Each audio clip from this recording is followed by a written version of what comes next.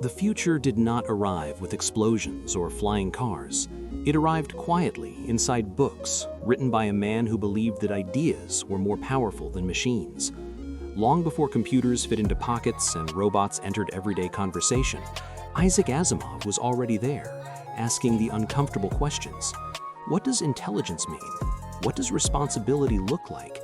And what happens when humans create something smarter than themselves? This is not just the story of a science fiction writer. It is the story of a mind that never stopped asking why, and a man who helped humanity imagine itself more clearly.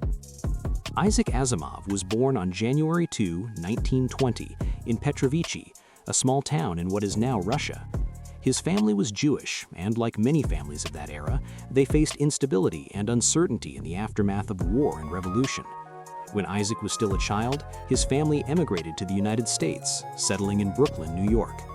America would shape Asimov's future, but first, books would. Asimov learned to read at an unusually young age. His parents owned a candy store, and alongside the sweets and newspapers were magazines, cheap pulp publications filled with adventure, science, and speculative stories. Isaac devoured them. Science fiction, in particular, captivated him. It was not escapism, it was possibility. These stories suggested that the universe was understandable, that logic mattered, and that the future could be reasoned into existence. As a child of immigrants, Asimov felt pressure to succeed. Education was not optional, it was survival. He excelled academically, particularly in science, and attended Columbia University where he studied chemistry. He earned his doctorate in biochemistry in 1948, eventually becoming a professor at Boston University School of Medicine. But while science paid the bills, writing fed his soul. Asimov began submitting science fiction stories as a teenager. Rejection came often, but he persisted. In 1939, he sold his first story. By the early 1940s, he was publishing regularly in leading science fiction magazines. Unlike many writers of the genre at the time, Asimov's stories were not focused on action or spectacle. They were focused on ideas.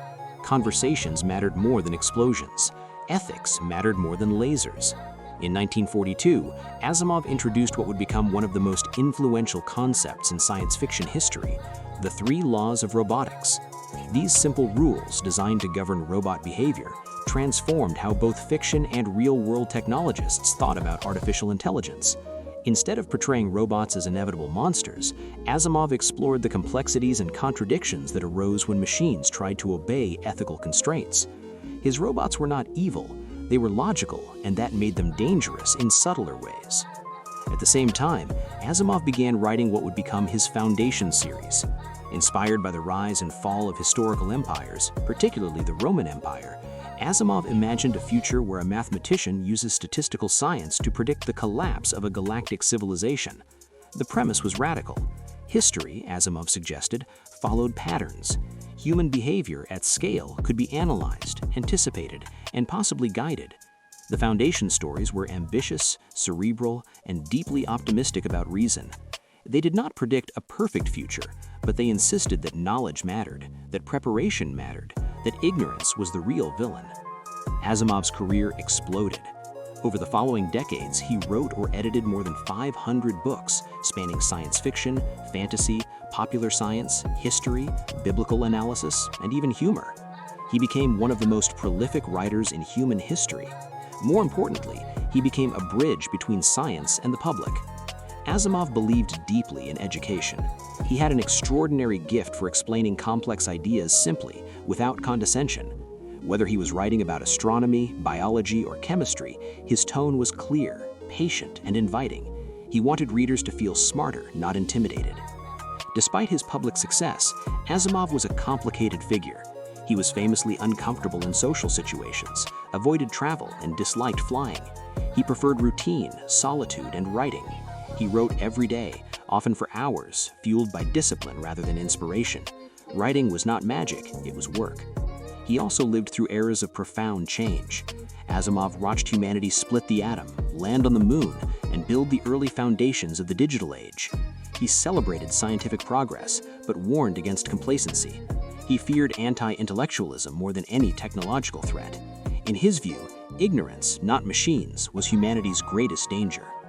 Asimov was also deeply skeptical of superstition and authoritarianism.